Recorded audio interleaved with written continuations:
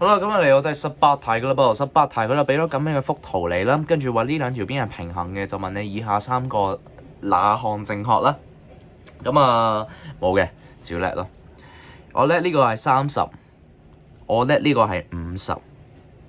如果叻呢個係50嘅時候，呢個就係130。換言之咧，呢一個就未計到住嘅，我哋會計到呢個係150度先。然後就會計到呢隻角，呢隻角咧就係 n 減2乘180再減晒全部角。